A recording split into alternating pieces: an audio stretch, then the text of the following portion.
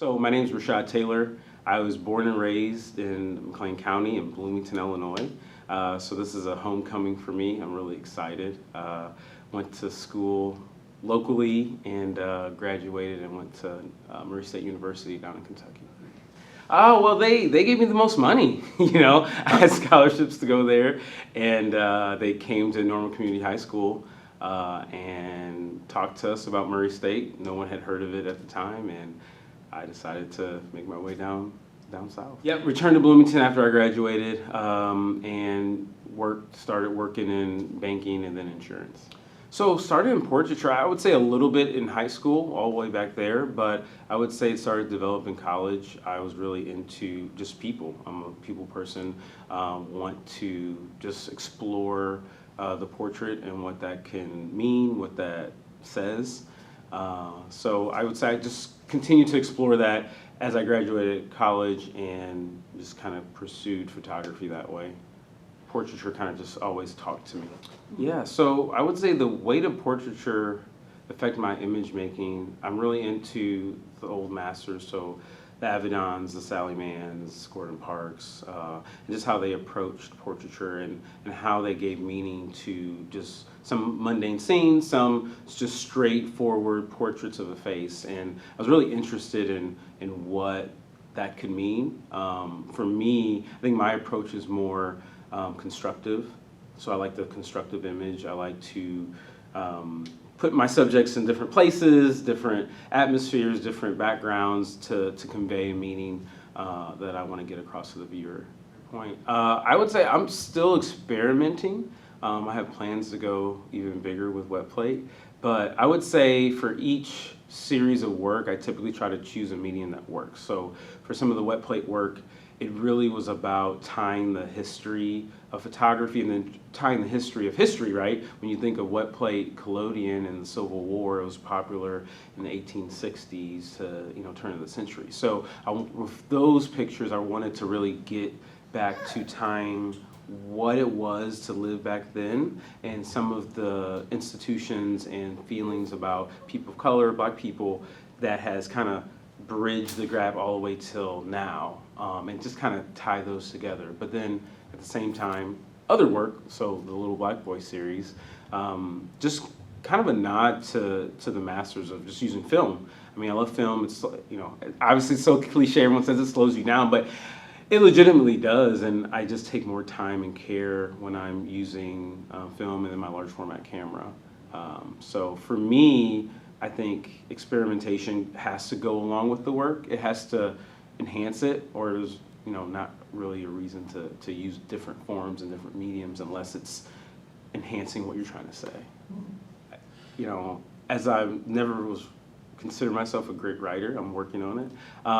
It was just a way to express myself, express my feelings, a way to visually talk to people.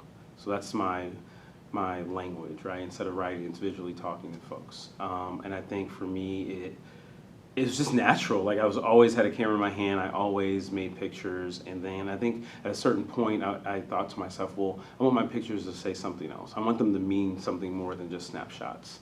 And then from there, I think I just took it to that level where I can communicate. And, every picture is not some deep philosophical meaning, but I would say that intuitively, I am drawn to certain things, right? I'm drawn to people, I'm drawn to ideas, and I want to, get those, have a dialogue with the viewer with those things.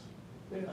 I will say though, I did start as a proud dad taking pictures of a child, right? So, when LJ was born 8 years ago, that's really how I started. I just started making pictures of him with my Leica, and I felt as I looked at the film and as he got older, I saw different things in the film, right? I saw some juxtapositions of him and the world around him, and I thought to myself, I would love to share more of this. I felt like there was enough there that I could expand on it and really tell a story. So not just my own personal story of being a dad in the Midwest, raising a Black son, but just this bigger story of the Black experience and what that looks like, and how, you know, people can actually connect, regardless of what you look like. You can connect to the images because of that, you know, idea that, I mean, everyone has either a son, a daughter, a niece, a nephew, a close friend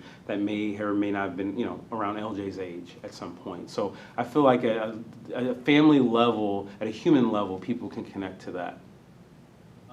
I would say yes. I would say I am taking ownership of that back, because I think the big point that I'm trying to get across is really those terms mean something different than for me, right? This is about love and tenderness, and myself and my wife, our relationship with LJ. And I feel like, you know, we're empowering ourselves to express that and to show that to others. And I think that, I mean, you made a great point. I mean, I haven't really thought a lot about the terms and the empowering, but you're 100% right. I feel that it does empower us to, honestly, to control our own narrative.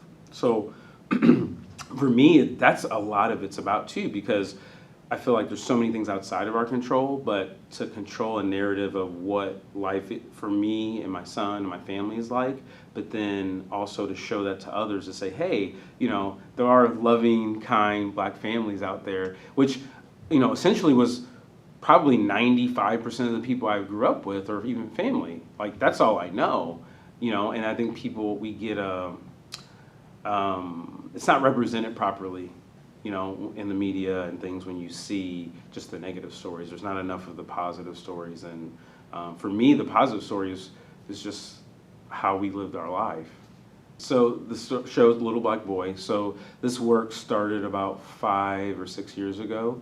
I've always photographed my son, but I would say about 5 or 6 years ago, I took it a little more seriously, and I wanted to really express kind of just the feelings I have of, you know, being a Black father, raising a Black son in America, and not only, you know, showing his life, his childhood, his upbringing, and the joys and the ups and downs, but also just, I guess, internally too, because we think about it as photographers, as a portrait photographer at least, it's, you see yourself in all your images. So that rings really true for me in the images of my son, because, I mean, he is my son, but a lot of it too is just self-reflective, you know, my own insecurities and thoughts and fears about, how do I do this? You know, this is my first and our only child, so how do I help him navigate through society and culture? And, you know, I talk about in my art statement, you know, there's a weight, and you said it too, Doug, you know, there's a weight that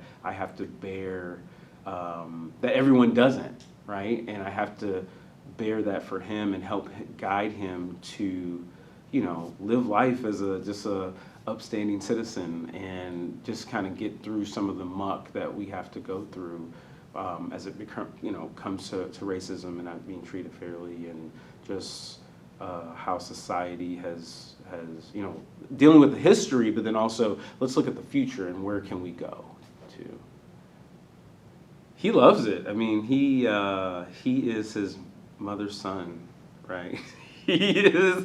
Loves attention, loves the spotlight. So, I mean, he's definitely embraced it. I was very pleased his reactions to everything. He's like, "Oh, Daddy, I'm famous." I'm like, "Yeah, you are famous. You know, you're the famous guy here."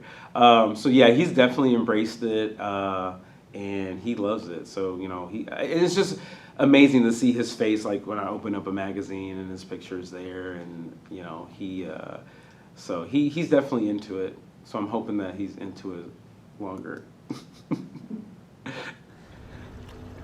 Helicopter star. Perfect. She's a burrito. She's a burrito. Oh.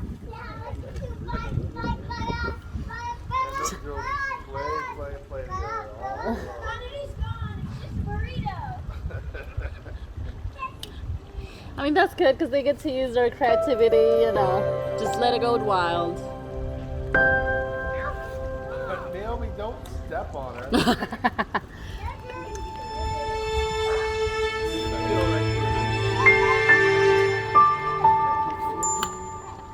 I can think of, this could just be seen like a picture of a scene of CSI.